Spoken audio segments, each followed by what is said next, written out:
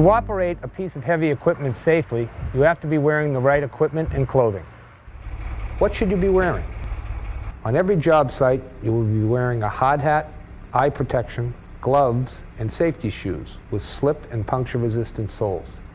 If it's dusty on the work site or in the cab, a disposable respirator may be worn.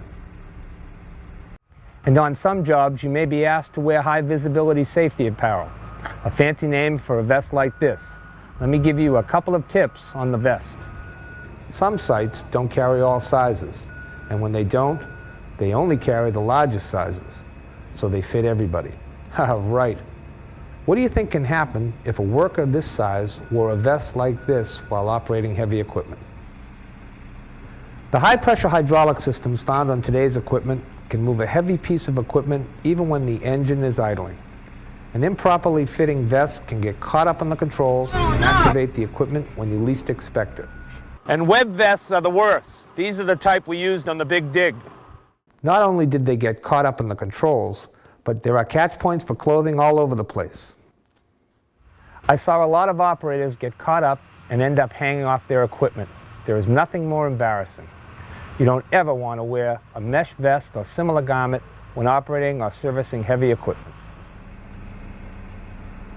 Wear a light shirt in summer and a sweatshirt or light jacket in the fall and winter. Most cabs are heated now, so you don't have to wear that heavy coat while operating. We can hang that up.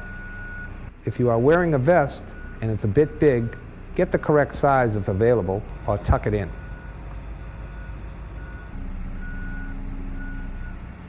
What's wrong with this shot?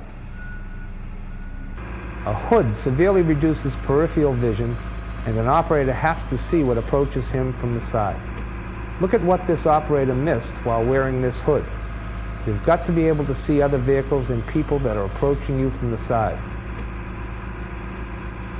Never wear a hood or anything else that could obstruct your peripheral vision while operating a piece of equipment. How about this fellow? What's wrong here?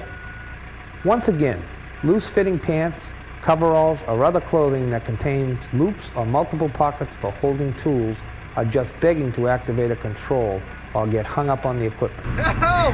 Pants should be snug and contain nothing that could snag the equipment or its controls.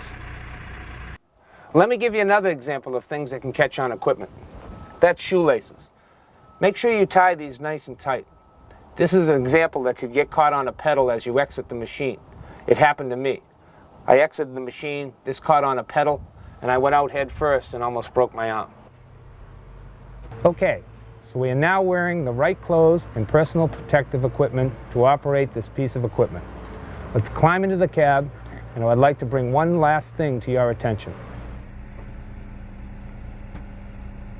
Heavy equipment can have foot controls. Anything you place on the floor can roll around and get behind them, preventing you from depressing the pedal when you need to. When you enter the cab, place your lunch, your water bottle, your hard hat, and anything else you have brought with you in a secure location where it cannot interfere with the controls or get behind the pedals.